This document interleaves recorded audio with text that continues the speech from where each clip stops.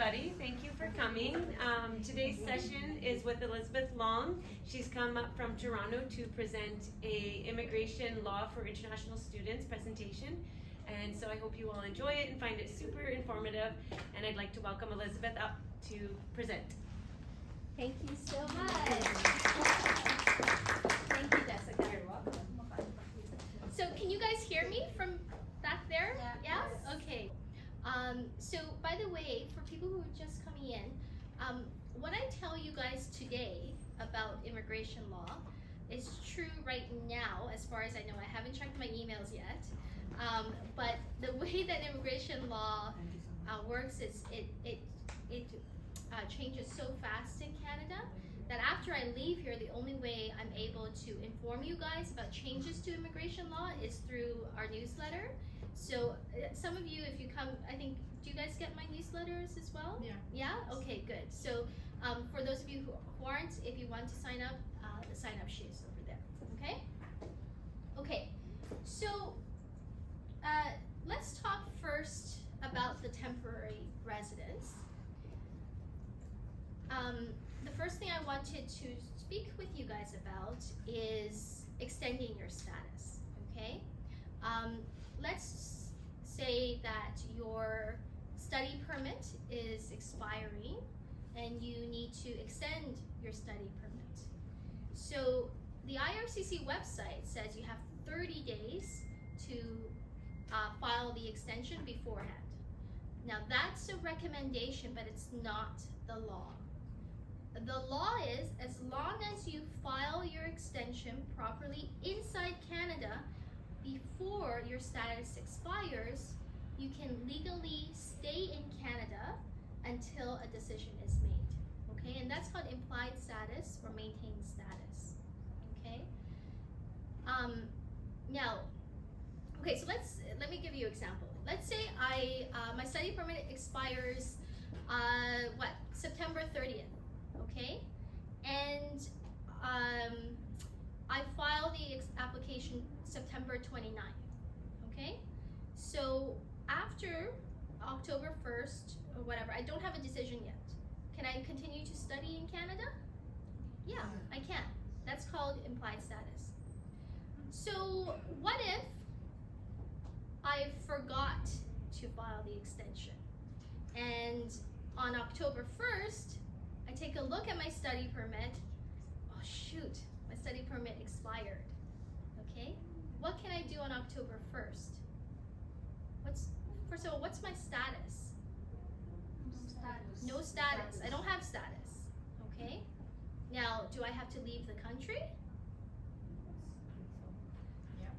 I actually have a second chance, which is called restoration. Okay, so there is a restoration deadline of 90 days that starts counting from the dates that I lost my status. So I can file a restoration within 90 days.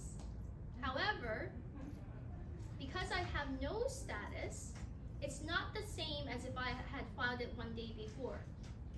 I can't study. I can't do anything. I can stay in the country, but I can't do anything until a decision is made. And if they then restore my study permit, then I can study, okay? So that's very important. The first thing you want to try to make sure you do is keep your status as much as possible, as long as possible. Make sure you don't forget dates. Sometimes people, they say to me, well, you know what, Elizabeth, I couldn't file it because my passport expired and I couldn't get the extension for my passport in time. You know, in those cases, I would still file the extension.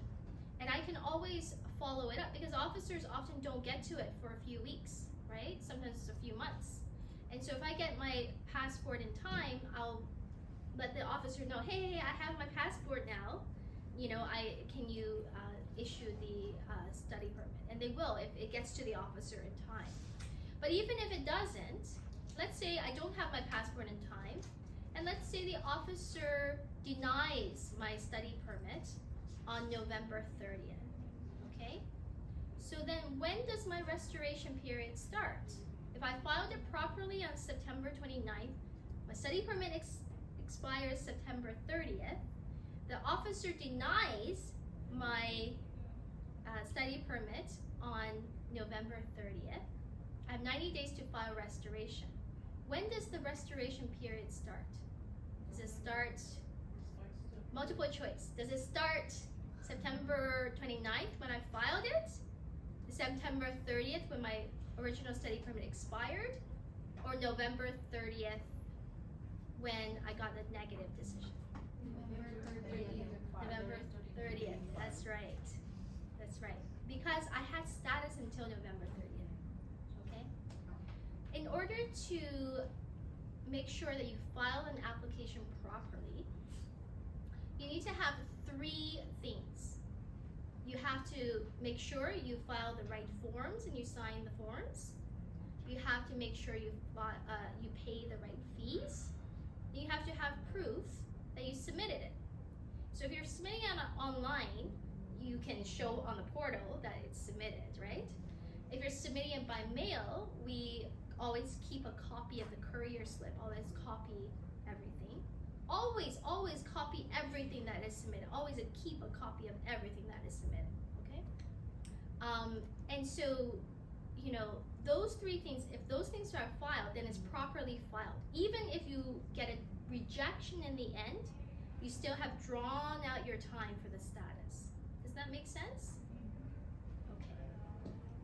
So we're going to build on some of these concepts. Another concept I'm going to talk to you guys about is the difference between high-skilled and low-skilled work. So right now, the system is that the government classifies the skills into all the occupations into 5 different groups.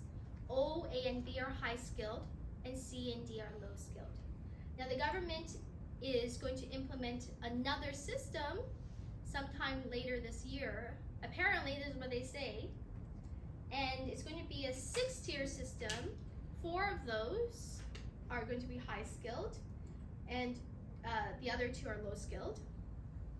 And it's a few changes from the previous one.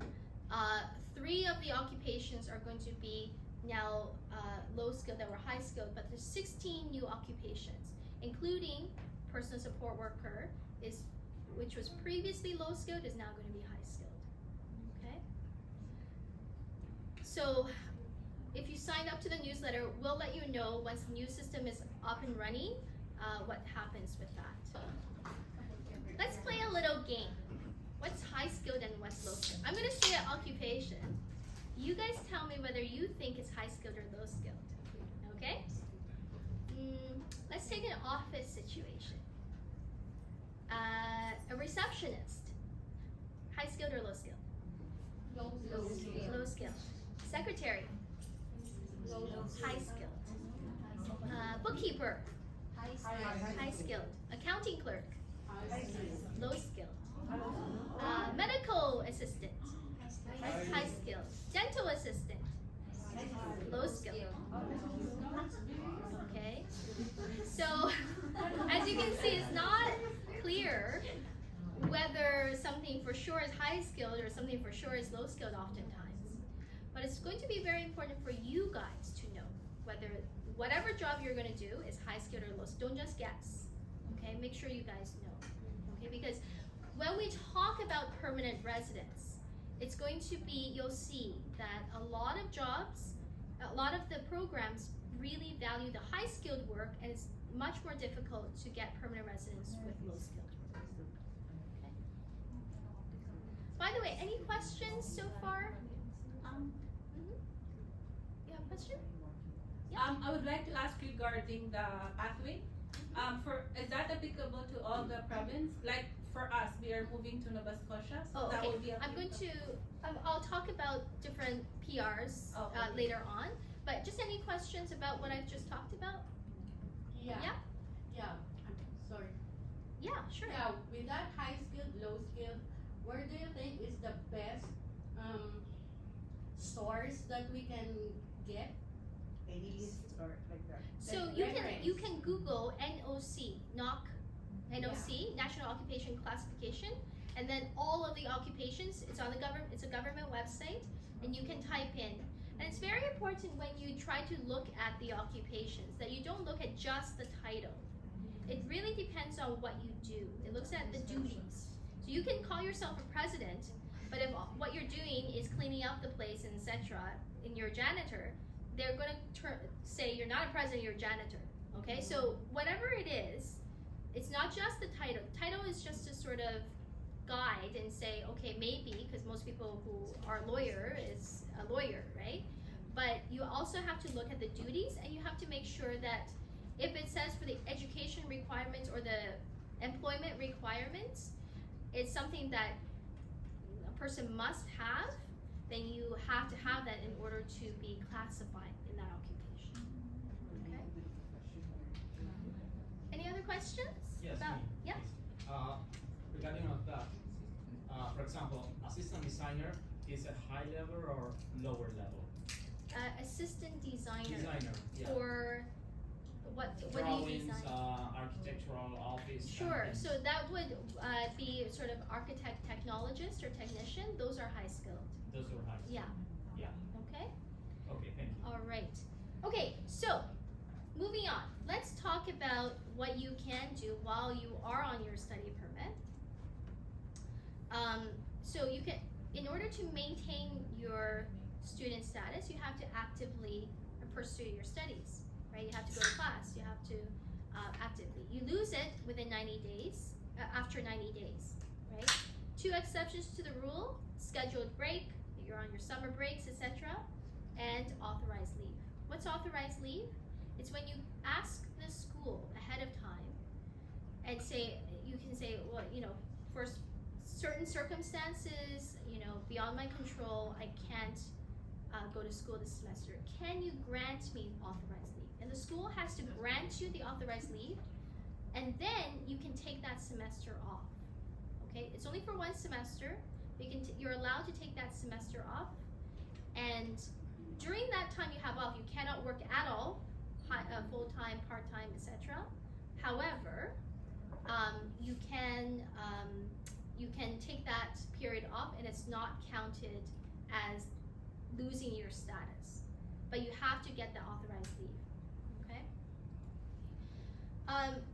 So you can work how many hours while you are a full-time student? 20 per week. Okay, so 20 hours off campus while you're in class. How many hours on campus? As many as you want. Can you work full-time on campus, part-time off campus? Yeah, you can actually.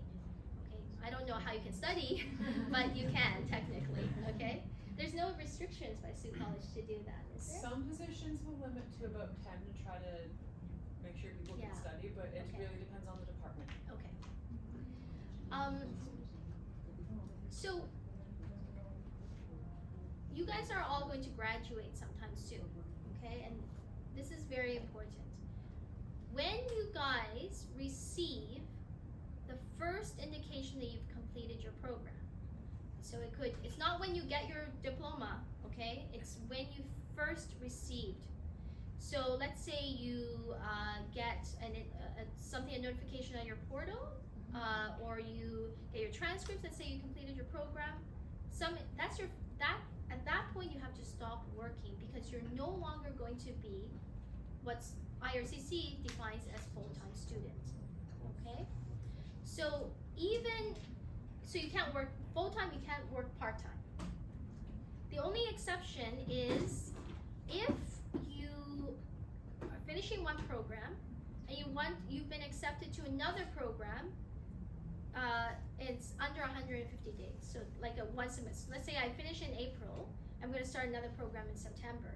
So in between, if I've been accepted to the September program, I can work full-time that summer.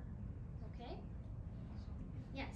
So yeah, if I receive all my grades 10 days ago, that means that I need to stop working full and part-time now.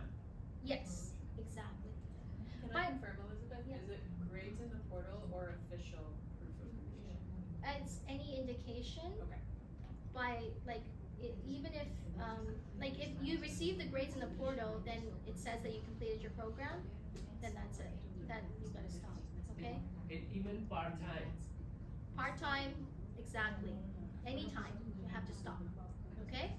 By the way, guys, I hope you guys are comfortable. I'm recording recording myself. It might capture your audio. We are going to be sharing this video. I put it on the YouTube and we kind of share it with other people in case, you know, they haven't been able to join us. If you guys, any of you aren't comfortable, in the beginning when you guys are introduced, I'm gonna cut all that out, so you won't be in there, but questions may be recorded. If you guys aren't comfortable, please let me know, I can cut that out, okay? But also, don't share, and this is just general rule, please don't share your personal circumstances, because it's public, and it's not confidential, okay? Okay. Excuse me. Yes. What about the self-employment jobs? How we can control it? Right. We have to control the time that we are online in the apps? Or how works that? That's a good question. So technically speaking, if you're working for an employer inside Canada, then you're subject to those rules. So let's say you're a graphic designer and you have clients inside Canada, you're subject to those rules. However, if you're working for clients outside of Canada, that's actually not defined as work in Canada, and so you can do as much of that work as you want to. Does that make sense? Oh, And, so, I'm sorry. Yeah. and for example, for the delivery applications that you can... Delivery applications. Exactly. Oh, so for example, right, so you, like Uber Eats, Exactly. is that? Yeah, you're Like still subject to DoorDash, like those rules. Instacart. How, Yeah. how you can... You're still subject to those rules. Yeah. So if you only have you can 20 only use hours. 20 hours the app. And Yeah. millimetry. Yeah. Okay. Okay, so I just have a question regarding what you said. Like if you work outside, like if you're in Canada, Yeah. and you get an offer from your home country to work, that's not counted as like the 20 hours. So so you can work in another country remotely. Yeah. Yeah. And that doesn't count in those hours. No. And we don't get in trouble for doing that. Because that's not counted as work. It's not counted as work is anything that competes with the labor market in Canada. Okay. So if you're doing work for someone outside of Canada, an employer outside of, that's not counted as work. Okay. Thank you. I just want to add what she said. So, for example, if somebody is getting a work from the foreign country, for Yeah. example, maybe US Yeah. or maybe Mexico, Yeah.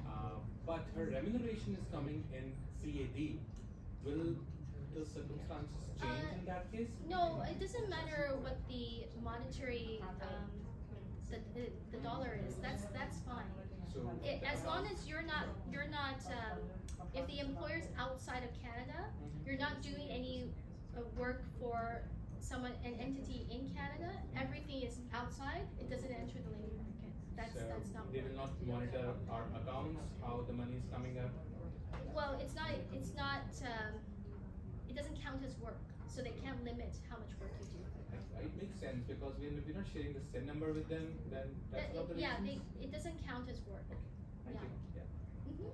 For example, if I'm not a student and I have to stop working, if I came with my husband as well has to stop working? No, so your husband has his work permit, and his work permit is his work permit, and it's good for the entirety. So let's say, and we're going to talk about this when we talk about post-grad work permits. Your study permit, even though it might be good for a long time, you lose your student status after 90 days after you finish your studies. Yeah. But your husband's may be good for a long time. Well, it's good until it expires. Okay? Can I clarify one more point? Yeah. To make sure that we're doing it correctly from a college perspective and to clarify for those in this room. So, as an example, for the folks who completed their program in August, there might be some grades on the portal, but the admissions team and the registrar actually doesn't list program completed until September 18th because they need to assess and make sure somebody has the minimum GPA to graduate, for example. Mm-hmm. So would they be able to keep working part-time until it says program completed?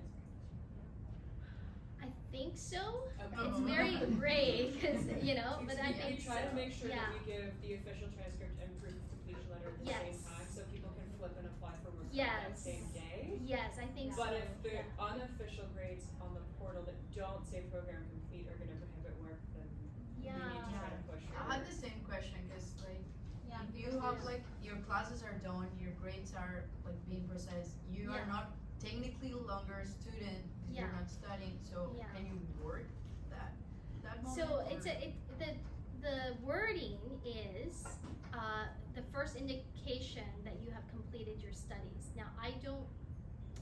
This is It's not not even necessarily a legal. completed. Yeah, I know. It's hard to. I would maybe ask for an opinion from the IRCC Okay. and see Okay. for sure. And yeah. Okay. it's- Yeah, but it's, Yeah. it's like what she said is right because it's like the program will be completed, let's say like by September, Right. say September 5. So Yeah. that will be the official. I date. see. I Yeah. know. I know what you think guys that's, mean. like, if you get the Yeah, I the know what you legal guys mean. way, And these kind of things, I think it's important to get an official response from IRCC because officers may interpret it differently. But if you get an official response, then you can attach that to your application and say, "This is what we got. This is the opinion we got from national headquarters." And so, Because as an example, there are some classes that ended, say, August 19th, mhm. where some faculty still have not submitted grades to the RO. Okay. So if the faculty hasn't submitted their grades, then I can say Then you're still a definitely. student. So we can't then give a date, it's very piecemeal if it's from the Yeah. portal, otherwise the date officially right now is September 18th because Right. we won't list completed until we know we have everything. I think it's good if you on the letter say this person completed a program on September 18th. Okay. Then that's there. Okay. That would be good. It hasn't caused anyone any problems, I just Yeah. wanna make sure that our process is correct. Yeah. Okay.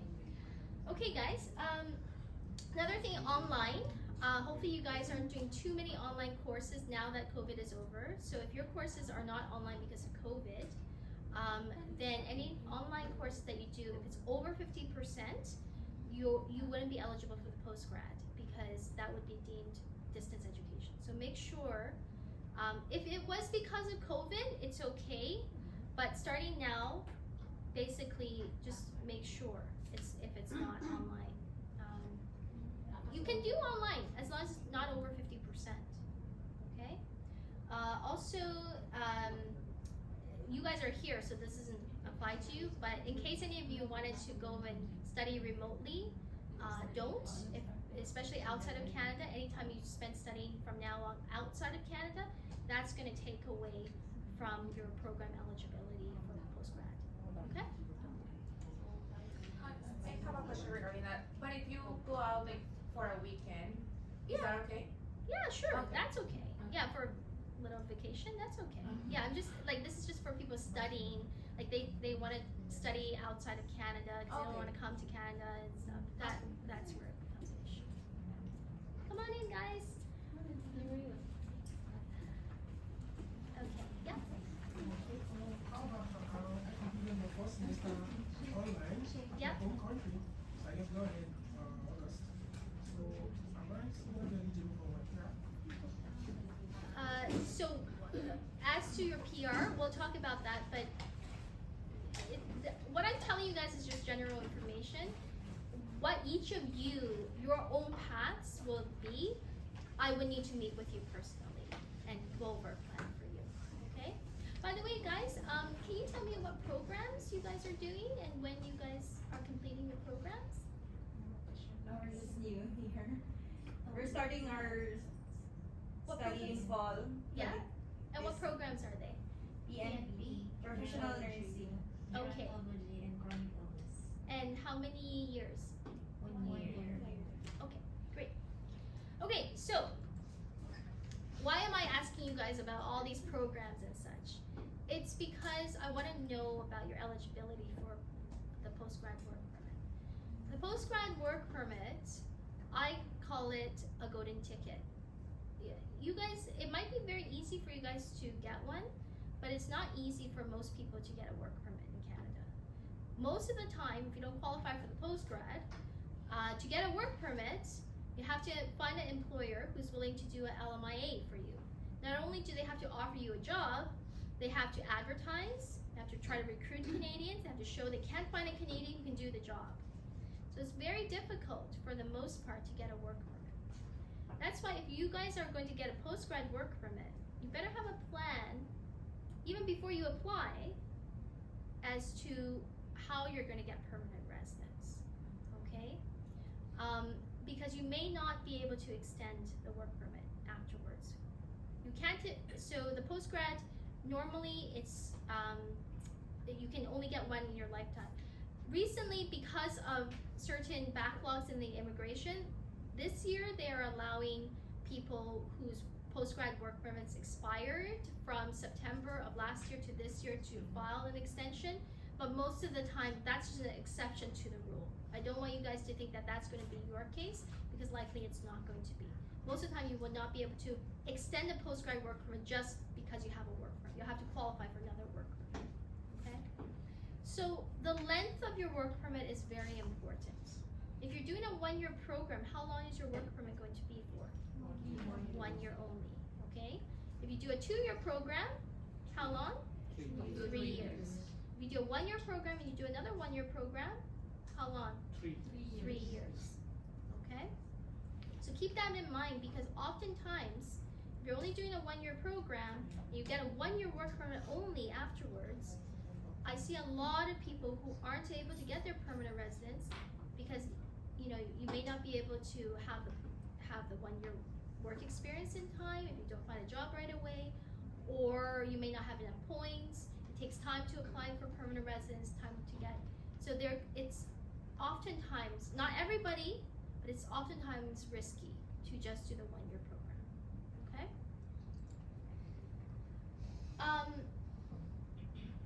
So the other thing about the post-grad is you have to maintain full-time student status. So if you guys, let's say you are sick, or you just can't, like some particular reason, you just can't do the full-time, usually I say go and ask to see if you can take the entire semester off and ask for authorized leave, okay? Because otherwise, if you do a semester that's part-time, you wouldn't qualify for the post-grad work permit, except in the last semester. So they have this exception, because sometimes you're just missing 1 or 2 courses for the last semester. You can do the last semester part-time. But other than that, every semester has to be full-time status. Okay, so when can you apply for the post-grad? This is very important. The IRCC website says 180 days. But I can tell you, if you apply 170 days, 140 days, etc., you're going to likely have it rejected, and you would have not been in status, okay? Why do I say that? Because when do you lose your student status? 90 days after you finish studying. And, or if your study permit expires before the 90 days, then that time. And so, to qualify for a post-grad work permit, you have to have valid student status. That is why I'm telling you the rule that you should keep in mind is the deadline is 90 days from the date that you have been told that you've completed your studies, or if your study permit expires before that, the expiry date of your study permit. Okay? That is when you should be applying for your post-grad work permit.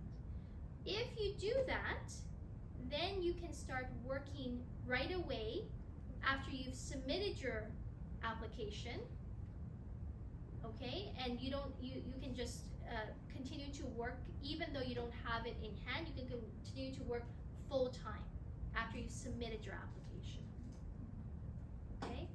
The reason why it says 180 days is it gives people a second chance to file restoration of status.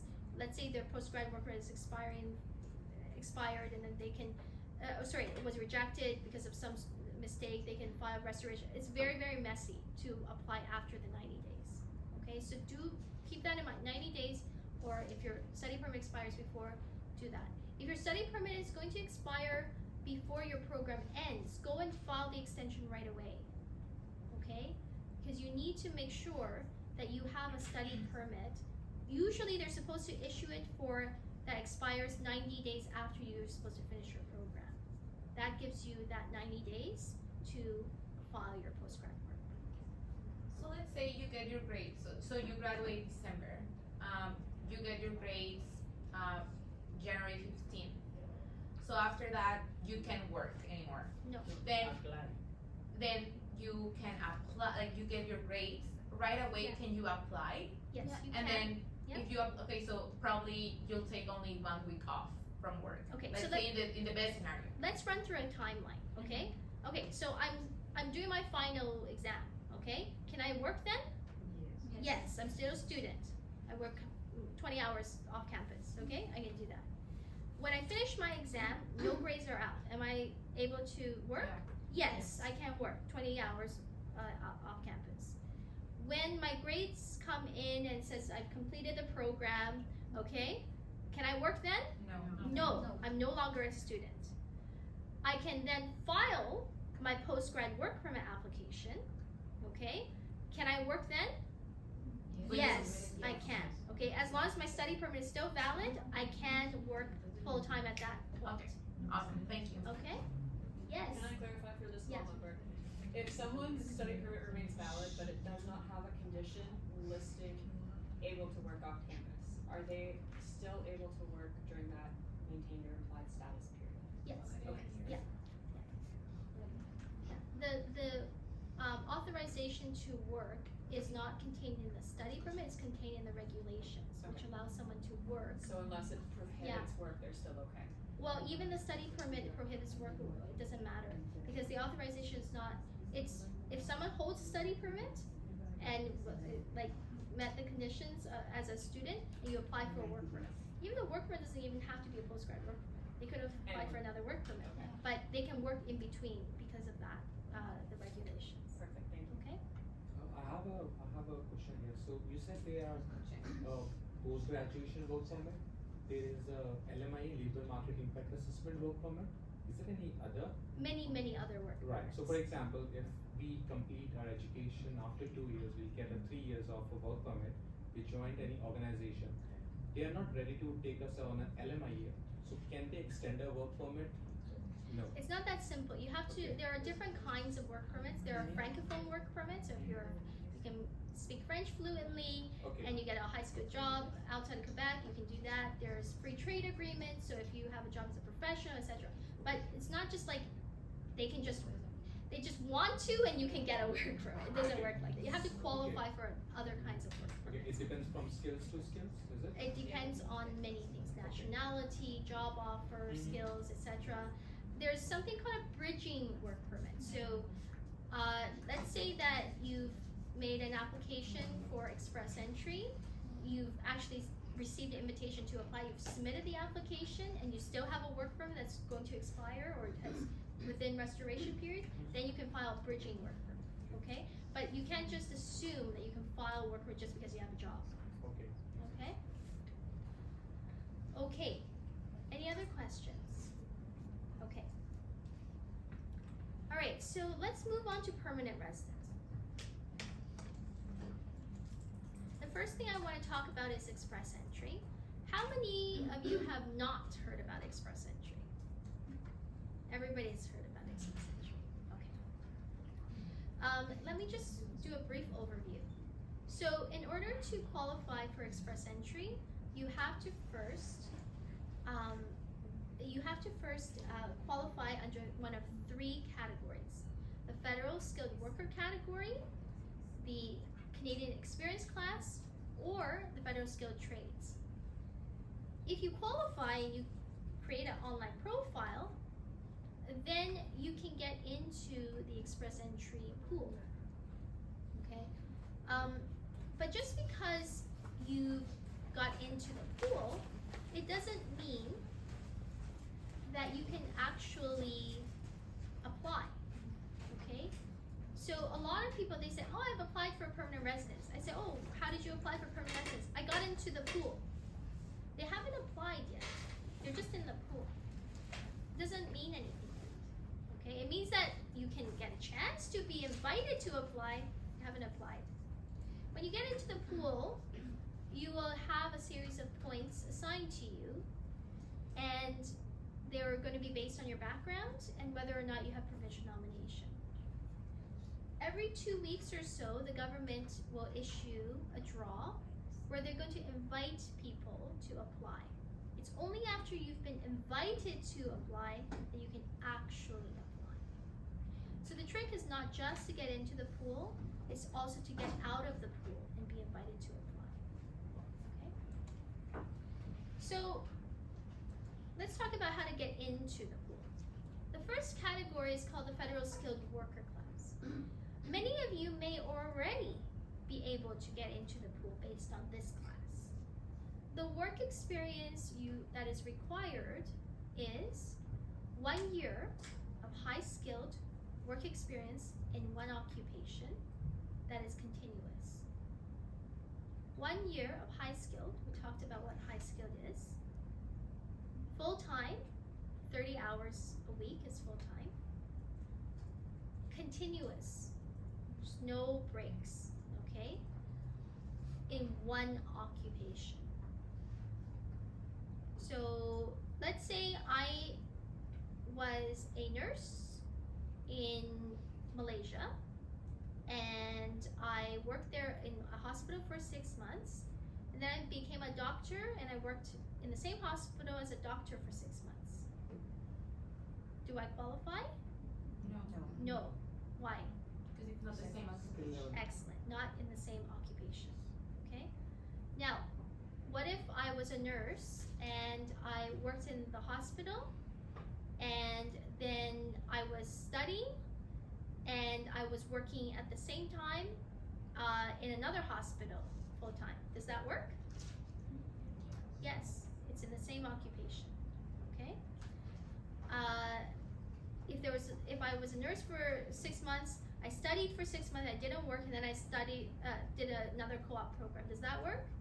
No, because it's not continuous. Okay, so that work experience, if you have that work experience, great. Notice what I didn't talk about for this work experience. I didn't say that you had to be employed. You can be self-employed. Self-employed work will work for this. I didn't say that it has to be in Canada. It can be outside of Canada. It could be when you're studying, okay? This is very different. The work experience criteria is very different for this one than the next one that I'm going to talk about, which is the Canadian experience class. Other than that, to qualify for this, we're going to look at your points. It's a skilled worker points, not express entry points. Most of you should have the 67 points for that, and then you have to meet a minimum savings, around 13,000 or so for one person. Additional people, you add a few thousand there.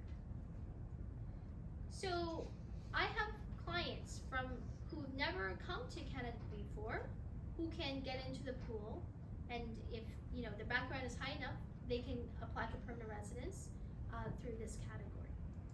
But the second category is something which is in the last 2021 and most of 2020 is the one that the government favored. When I say favored, it means this is the only one that they invited, was a Canadian experience class. The work experience for the Canadian experience class is 1 year in 3 years of high-skilled work experience in Canada that is obtained when you're legally in Canada and legally able to work in Canada, and when you are not a full-time student. So 1 year, so at least 1 year, you can't do 6 months with 60 hours a week. Okay, 1 year of average 30 hours, 1,560 hours. You can combine different occupations, different jobs, that's okay. Doesn't have to be continuous, okay? But you have to be employed for this one. You can't be a contractor. What do I mean by a contractor? A contractor is not someone who, people get confused. They think a contractor is when you have a contract. No, a contract, everybody has a contract, first of all. And it doesn't matter if you have like, it ends in 1 year. That's not what I mean by contractor. A contractor is, let's say I'm hiring someone to paint my house. That person is a contractor. They're not my employee. I say, I'm gonna pay you $1,000 to do this work. Okay, he does this work. He has his own business. He's self-employed. That's a contractor relationship. So if you're gonna go and find a job with someone, and that employer says, I'm too lazy to go and tell my accountant to put you on payroll. I'm gonna hire you as a contract. You go and file your own taxes. That's an issue because they can say you're a contractor. You won't qualify for this work experience. And this is not just important to qualify under this category. This work experience that I'm talking about is the same as the one that will give you points for express entry that I'm going to talk about afterwards. Okay? So you should, if you're going to be an employee in Canada, get a T4 at the end of the year for taxes. Your pay stubs should deduct income tax, CPP, EI. Okay? It's the basic things for employee. There's also language requirements, but the language requirements I talk about here, you guys should already have. It's nothing compared to what you need to get the points for express entry. There's also skilled trades as well. So anyone in the construction trades? I don't think so, right? So I won't talk about that. Okay, so let's say you get into the pool. Well, how are you going to get the points? How do they calculate your points for express entry? The first thing is age. Basically, when you turn 30, afterwards, it's no longer going to be happy birthdays. Okay? Every year you get older in your 30s, your points go down 5 or 6 points. When you're in your 40s, it's a fast slide, minus 10, minus 11. By the time you get to 45, good news is the points don't go down anymore. Okay? The bad news is it's 0. Compared to someone who's in their 20s who has 110, 100 points just for being that young, it's not competitive. It becomes very not competitive. So not a lot you can do about age, but apply when you can, so you don't suffer from the depreciation for your age. Sorry about that. Education. If you guys have a 3-year program and another, so the programs I'm talking about is anywhere. So let's say you have a bachelor's back home in the Philippines, and you come here and you have this program from Sault College. That bumps your points up dramatically. 2 programs, much, much better than just 1 program, okay? Language. Language becomes very, very important, especially because points for express entry right now are so high. Normally, if you have a CLB 7, so in IELTS that translates into 7 in reading, writing, CLB 9. So in IELTS is 7 in reading, writing, and speaking, 8 in listening, or CELPIP is 9 in overall. That will bump your points up dramatically, okay? Work experience in Canada. This is the work experience I was talking to you guys about with the second category, the Canadian experience class, okay? That, so you have to be employed, you have to have high skilled, etc., okay? Foreign work experience, if you have high skilled work experience outside of Canada and you can be proven, then we may be able to use that to get you some points as well. I'm sorry to interrupt. What's a way to prove your foreign work experience? So one of the most important things we need to do is to have a properly drafted employment letter. A lot of times I find that employers, if you just ask them to draft a letter, they don't know what to draft. It's very difficult to get a properly done letter. A lot of times employers may be reluctant to issue, like a lot of large companies that I find overseas, they have their specific format, they don't want to give you anything else. So it can be a little bit difficult sometimes to prove that. Sometimes we find supervisors who are willing to sign off on things, etc.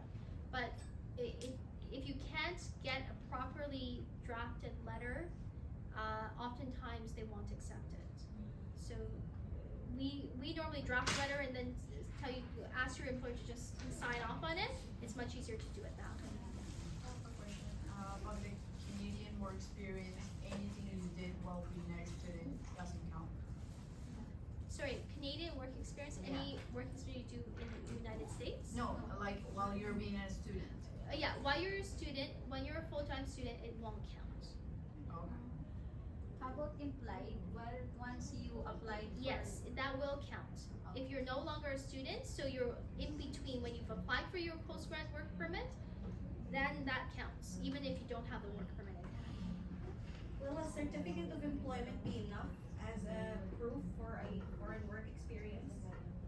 No, most of the time the certificates of employment, they have very little information on there, especially things like duties and such. We need to make sure that we can show that you fit within a knock code and a title. Like usually those things will say so and so worked as a project manager for this length of time, salary. It's not enough. Most of the time they lack the duties. Okay. Okay, and then, oh yeah, so spouse. Who is your spouse? Who's your spouse in Canadian immigration law? Someone you're married to. Right. Right? And common law. What is defined as common law? What is the what? What's the definition of common law? Living together. You have lived together in a conjugal relationship for at least 1 year. Okay? So, not roommates, okay? But in a conjugal relationship for 1 year. Now, I don't care, immigration does not care if you feel like your relationship is strong enough to be family or whatever, okay? If you guys have lived together and you meet that definition of common law, you have to declare yourself as common law and not single. Okay, that's very important because on all of your applications for work permit, study permit, PR, anything, visas, whatever, they will ask you, what is your marital status? If you are common law, you say you're single, that's misrepresentation. And that could be very, like this 5-year ban for misrepresentation, okay? So, even if you guys aren't, into romantic things, mark that date that you've lived together for 1 year, okay? Just for immigration's sake, okay? And that's your anniversary. Now, spouses can be very useful as well, okay? Oftentimes, okay? So if your spouse you are a student, they can get an open work permit. Well, oftentimes your work experience doesn't count because you're a student, but their work experience counts because they're not a student. Okay, so oftentimes what we do is we have a consultation with a family, and we look at the options together as a family. You team up, you double up. Okay. So the for express entry, a spouse, their education, if they're super, their education, language, and Canadian work experience is good, then they can add some points. If they're not a super spouse, sometimes it lowers a little bit, but for the most part, we normally advise to apply together as a family because they're accompanying you. It's very easy. Everybody gets permanent residence together. Otherwise, you have to sponsor them. Then it's a whole new kettle of fish. Okay. Provincial nominee programs. We're going to talk about this, especially for Ontario. Anyone know what a provincial nominee program is? So, the federal government, IRCC, is responsible for immigration. But the federal government has made an agreement with every province and territory to allow each province to have their own programs. And those are called provincial nominee programs. Okay? And so what happens with provincial nominee programs is you first apply to them. They'll determine whether they like you, they give you a certificate, provincial nomination certificate, and then with that you can apply for permanent residence. Now, there are different kinds of provincial nominee programs. There are programs that are express entry linked and non-express entry programs. So if you have a program and you get a certificate for express entry program, then you can get 600 points for express entry, which means you're virtually guaranteed that you can apply for permanent residence. But if you're applying to non-express entry, you're not going to get the 600 points. Okay? We'll talk a little bit more about that afterwards. If you studied in Sault College, you get 15 points for 1 or 2 year program. Arranged employment, just because you have a job offer doesn't mean you have arranged employment. Okay?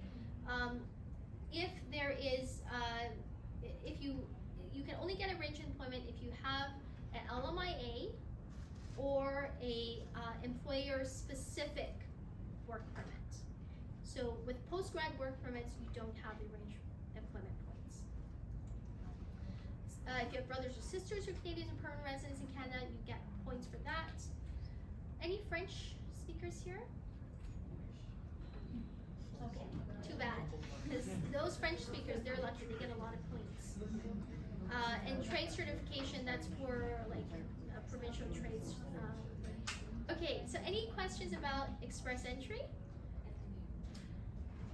If I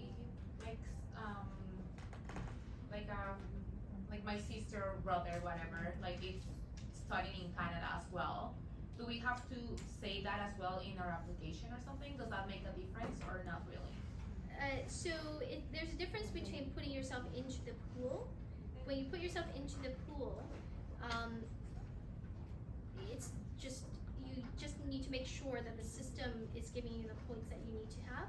And then once you're invited to apply, when you submit your application, they will ask you details about your family that you have to answer whatever they ask you accurately. Okay. But if your sister is just studying and they don't have permanent residence, it doesn't give you any points. Okay, so let's talk about provincial nominee programs that are express entry linked. Okay, I'm going to talk about the Ontario program. We have 13 different provinces in Ontario. I can't get through all of them. I'm just going to talk about Ontario. So the Ontario express entry linked streams are kind of like, you can't apply directly to them. You have to be in the pool, they have to see if they like you, and then they'll invite you to apply through a notification of interest, then you can apply. Anybody know Bumble, the dating app Bumble? Yeah? Okay, so in Bumble, apparently, I don't know, my friend told me, okay? You have to, it's a female-led, so the guys can't approach the women directly. You guys can just get into the pool, the women approach the guys, and then if they like you, they have to say hi to you first, and then you can communicate, right? Is that right? Okay. So this is how OINP works. Imagine you're the guy, and OINP is the woman, okay? So you are in the pool. You can't go and approach them directly. You're in the pool, they see if they like you, and if they like you, they'll issue you a notification of interest, then you can go and apply to them. Okay? So, who do they like? The first category is the human capital stream. You have to have a bachelor's degree anywhere in the world. They have to have a bachelor's degree to qualify. And who do they like in this one? Well, it depends. They have said that they like people in the tech industries. So there are certain tech draws that they have. Sometimes they draw for other occupations.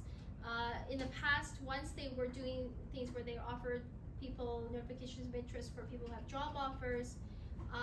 It's up to them, okay? But they also now look at how many points you have. So just because, for example, for the tech draws, just because you have experience in the tech occupation, if your points are still low, they wouldn't invite you. Second one is for French speakers, similar concept. They have to pass a certain level in French, and they have a bachelor's degree, they look at their points, they might invite them to apply. Third one is the skilled trades, which is very interesting to a lot of people. If you have 1 year of work experience in one of the occupations for construction occupations, you don't need a bachelor's for this, they also can invite you to apply. And the points for this one that they invite are a lot lower. Okay, any questions about this? Okay, so this is where I stop talking about express entry, okay? After this, we're going to now talk about the Ontario Provincial Nominee Program that is not express entry. It doesn't have anything to do with express entry. So, for these kind of applications, to qualify, you first have to enter into the Ontario's pool. Now, the criteria for the Ontario's pool is very different from the criteria for express entry.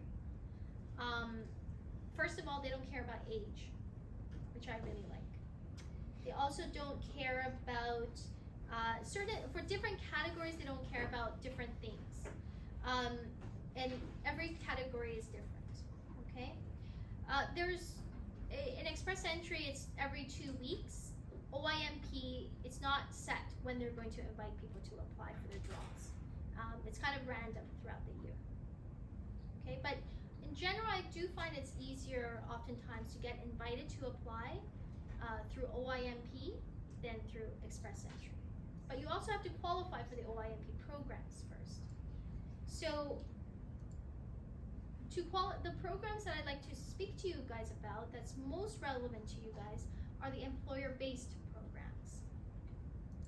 So, in order to qualify for this, you have to have an employer who first qualifies. You have to have a permanent job offer, full-time job offer from an employer who qualifies. So the employer, if it's outside of the GTA, they have to have a gross income of over $1 million, be in business for 3 years, and have at least 5 full-time Canadian or permanent resident employees. If it's outside of the GTA, so Sault Ste. Marie, they only have to have a gross income of $500,000, have 3 full-time employees who are Canadian or permanent residents, and be in business for 3 years. And you have to have a job offer from them that is full-time and permanent. Okay, so that's the first criteria is the employer. For international students, if you do a 2-year program, then you can apply within, as long as you apply within 2 years. You don't need any work experience. The wage can be lower wage, so it's much easier. If it's a 1-year program, you have to look at the admissions criteria. The 1-year program, if it allows people who have diplomas or work experience to enter, even if it's called a post-grad program, it won't qualify. Okay? There is another program called the Skilled Worker Program, and this one is where you have 2 years of work experience in the occupation, could be anywhere in the world, in the last 5 years, and you have, the salary is median wage. But by the way, anyone have my sign-up sheet? Yeah, here. There's here? Okay. This is a sign-up sheet for me to send you guys news on immigration law.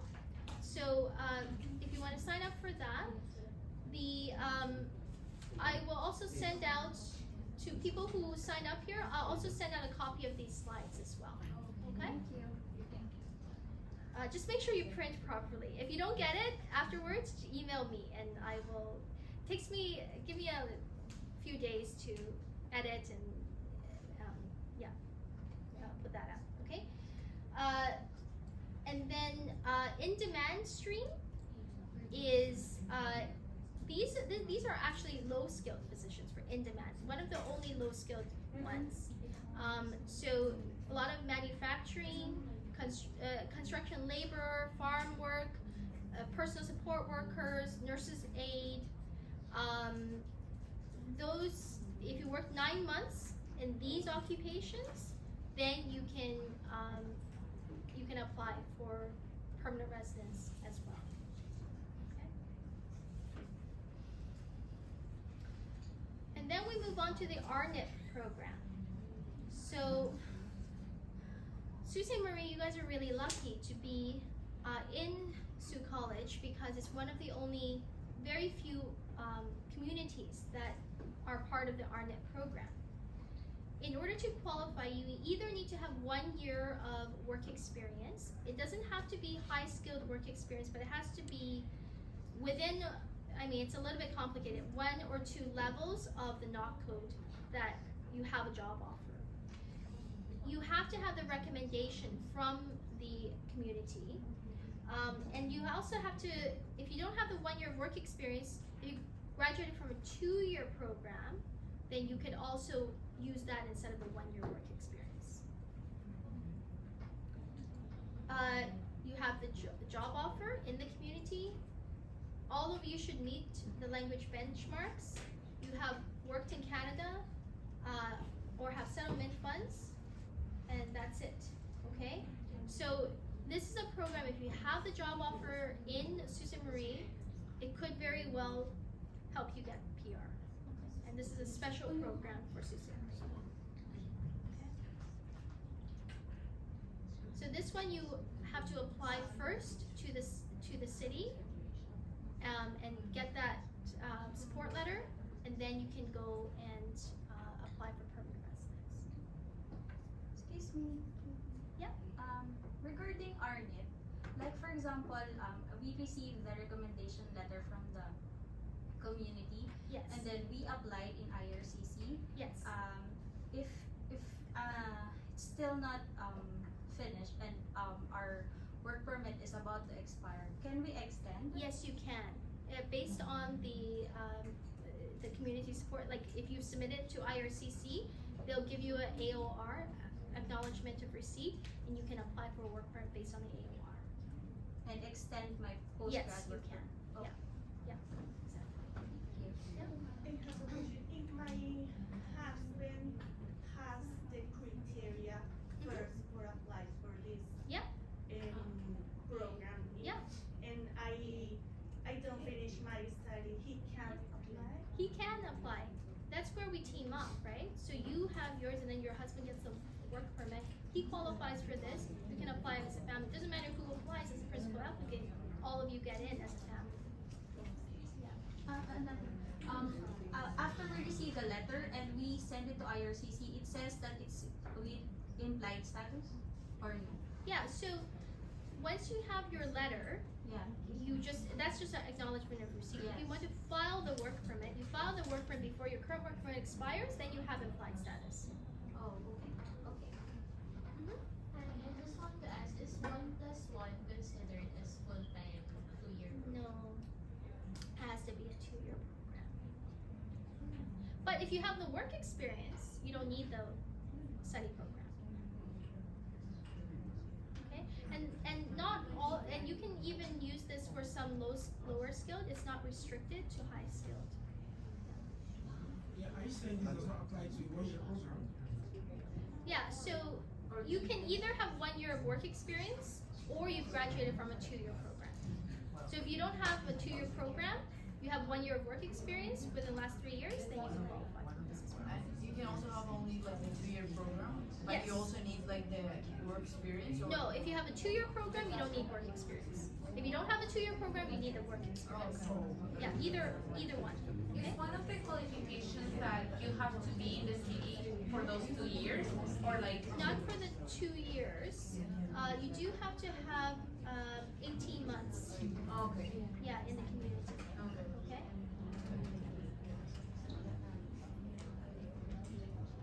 Okay. All right. So. I'm sorry, studying or just like 18 months of studying? Yeah. Or 18 months? Yeah. Well, you know what? I'll have to double check, but I believe it's while you're studying. So it's not great if you're like in Toronto studying. It should be in Sault Ste. Marie. Okay. Yeah. So what's the language benchmark? Sorry. The language benchmark. The language benchmark, it depends on which level it is, but you guys will have it. If you're able to get into Sault College, you guys shouldn't have any issues with it.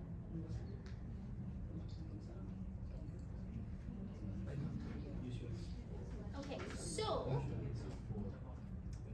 one last program, which is the caregiver program. Now I have to make a caveat in this program sounds great. The only issue with it is the government takes a very, very long time.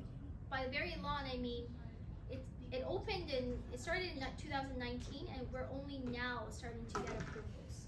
So it's a lot of backlog for this. But this is basically if you take care of a child, an elderly person, or a disabled person for 2 years, and you're hired by the family in their home to do so, then you can basically qualify. Okay? Okay, so we've talked a lot about different programs, and this may be kind of overwhelming for a lot of you. Just wanted to give you some concrete steps of what you guys need to do next. First of all, have a plan. Okay, what I'm telling you guys is just general information, so you guys have an idea of what's going on. But you should also have a personal plan of what you guys each need to do. Don't just ask your friends, oh, what did you do? Because your friends are different. Even if they were successful, the laws for them are very different than for you guys. Even though you think their circumstances are the same, probably they're not. Okay, you should have your own plan. And then once you have your plan, then you gotta execute.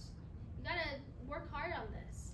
You gotta study for those language exams, right? I have a lot of people whose only language is English, and they can't get, the CLB 9s because they weren't prepared for the exams. Okay, so make sure you take those practice exams. Make sure maybe you need to get certain programs. Make sure your work permit is enough to get you to PR. Okay? Make sure you stay in status, right? So the first thing I talk to you guys about is staying in status. Why did I say that? Because that's one of the most important mistakes that I see people making is not being in status. Once you're out of status, once you're out, especially out of the restoration period, it becomes very, very difficult to bring you back into status. Okay? So stay in status, don't misrepresent. There's a lot of people out there who will say, oh, it's so easy, you can just pretend this and pretend that, and no one will know. Well, most of the time, the IRC, they're not stupid, they do find out. And even if you do get it, the CBSA, they do hunt around for these, fraudsters. And these fraudsters often keep records. And I've seen people where they have their citizenship, they have their PRs, and it's found out that they defrauded the government, and they have their status taken away. So you guys are in very good situations right now. You have come along the right path, right? And so it's important to stay on that path. Even don't take the easy way out if it's not something that that's going to allow you to sleep well at night. Okay? Finally, hopefully you'll have contacted a lawyer long before to get your plan and make sure you're doing the right thing. But if you do something and it's rejected, don't sit around wondering. You have to contact a lawyer right away. First of all, there are federal court application deadlines, 15 days within Canada, 60 days outside of Canada. Okay? There is, if you go and call the call center, for example, okay? They may be nice to you over there, but they're not on your side, okay? Immigration is not on your side. They're on the side of immigration. And oftentimes, they do things wrong all the time. They give wrong advice all the time. You can call the call center 3 times, they'll probably give you 3 different kinds of advice. And if you follow one of this advice to your detriment, that's your problem, not theirs. So, if you call them and they say, oh, write a letter, or we'll write a letter for you. That's counted as a reconsideration. You do that, then later on, you come to me, it's too late for me to write another letter to immigration because you only get one kick at the can. That's called a reconsideration. Okay? Also, there are deadlines for filing restoration. There's deadlines for filing for your post-grad work permit. So, hope you guys make sure you just contact a lawyer when you have this. Okay? Okay, so this is our information. If you guys want to come for a consultation, we do Zoom calls. Tell us you're from Sault College. We'll give you the student discount, which is $100. And yeah, let us know. Okay? Any questions, guys? For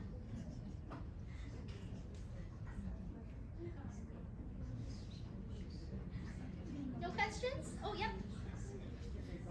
For example, I'm using my postgraduate graduate work permit. My husband has his open work permit. If I'm using my PGWP, would my OWP husband's would be declined, or it's not valid anymore once I use my PGWP? So, your husband's open work permit, it normally expires the time that your study permit expires, right? And so his work permit is good until it expires. In order for him to extend his work permit based on your your post-grad work permit, he can, but you have to show that you have a high-skilled job. If you don't have a high-skilled job, then he won't be able to extend it.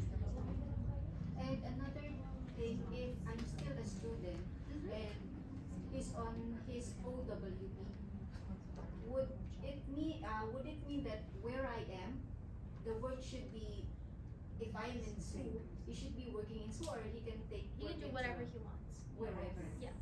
Thank you. Yeah, no problem. Yep. Hi, it's Elizabeth. I just wanted to ask, since we're on student and I have the student and work permit, so I was just wondering if are we allowed to get out of the country while we're on that? So for example, you decide to go on a vacation, like for example in the US, and we also have a tourist visa there. Would it matter? Like, are we gonna have any problems across the border? No, You're fine. You can go on vacations. It's not a prison. You can go. You can leave the country and go. The only thing is, you just don't want to study outside for a long period of time. Like if you study for a semester outside, that semester is taken away from the time that you accounted. Like if you say you have a 2-year program, but you take 1 semester outside, then you only have 18 months in Canada. So you can only get an 18-month work permit then. So as long as you can go on vacation, you can shop or do whatever, just be very aware that if you're studying, study inside Canada. Yeah. Thank you. Related with the post-graduation work permit and the extension for, in this case, for my wife, what happened with her after their open work permit expires? Yeah, so what is the status and what happened, for example, with my kids too? Yeah, so when you apply for your post-grad work permit, you can apply for your kids to extend their status, but your wife, if she wants to have her work permit extended, then you have to have a high-skilled job. In my sector, how it works here in Sault Marie, you could be part of the school board, but you need to work first of all as a supply teacher. So if the supply teacher, which I believe is still high-skilled, then she can get a work Okay, permit. I'll be part of the staff even if I don't have 40 hours per week. That's okay. That's okay. As long as you can show you have enough to support yourselves, she can get a work okay. permit. Excuse me. And if I don't have the high skill job for Then my husband? then that becomes more of an issue. You can file the work permit extension. Right now, work permits take 5-6 months. So that's good because you file it, he can continue to work. Maybe you find a job within that 5-6 months, and then you send a update. Hey, now I have a high-skilled job, and then he can get an open work permit then. Yeah, so if I will apply for my postgrad work permit, but as of the moment, I still don't have my Nokri job, for myself and for my daughter, for my kids, right? But my husband, I have to wait until I receive an offer letter from the company that I'm working as a high skilled. Do I have to wait for the payslip as well, or can I just send the offer letter then apply for my So, no matter what, normally I don't want your husband to be out of status. I always want to file the extension before his work permit expires. Now, his work permit, it's good until it expires, right? So he can work until, let's say it expires in, let's say you finish in April of this year, you apply in July, his work permit expires in July, okay? He can work until July. I file it, even a few days before, he can work until a decision is made. And during that time, if you have worked and you have a job offer, you can update them. It's best to have a pay stub, but let's say you don't have enough time, you can submit it and then follow it up with a pay stub afterwards. Yeah. With regards also to that extension of dependence for the spouses with PGWP, with a high school job, would it be after graduation or it can be while studying? So when you are filing for the post-grad work permit, you can show you have a job offer, and if you had worked there before, you can have the pay stub before. But you are not supposed to be working in after you finished before you apply, right? But let's say you have some work experience already and they want to continue that on, you can show that as well.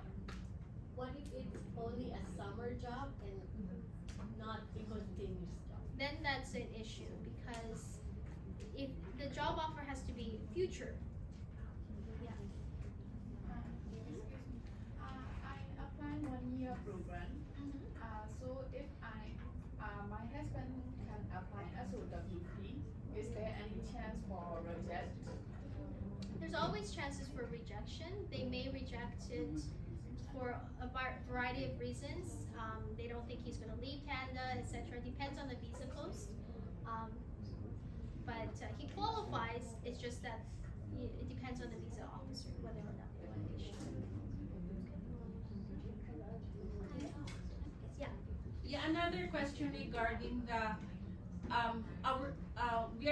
we are allowed to work for 20 hours, right? As a student, part-time, 20 hours. Off campus. But is it safe for us students to work full-time during the break? Yes. We have an official break that's for right. like That's a 1 right. week. Yes, absolutely. So during your scheduled breaks, what are scheduled breaks? Scheduled breaks are anything that's on the school calendar. So if in the school calendar it says summer break, and everybody goes on summer break, that's a scheduled break. You can work full time then. What about if you work more than the full hours? Like we have. There's no, when it says full time, there's no limit. Okay, thank you. Yeah, no problem. Okay, yeah. Just want to clarify, within the PGWP, is there any restriction moving in and out of country? No, you can do whatever you like. Okay. As long as you have your visa to return. As long as it's in status. Yeah.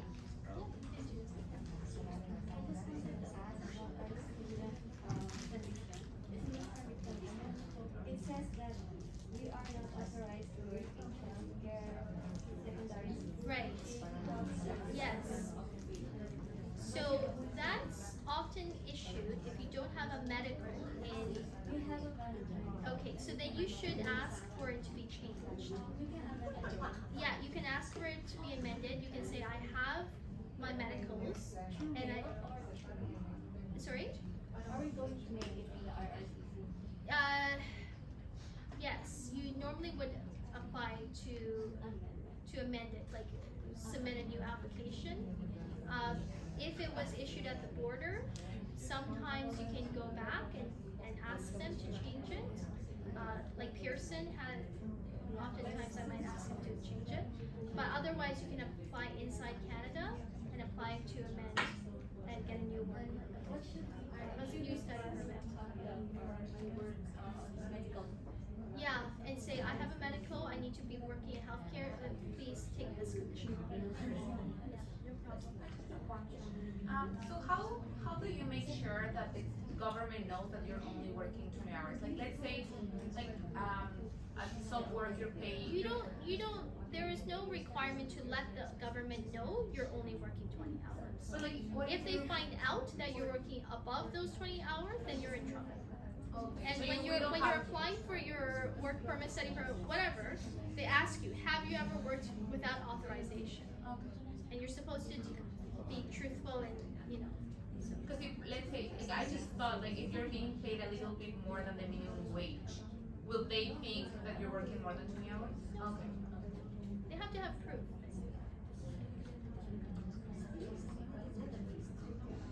My program again is early childhood education.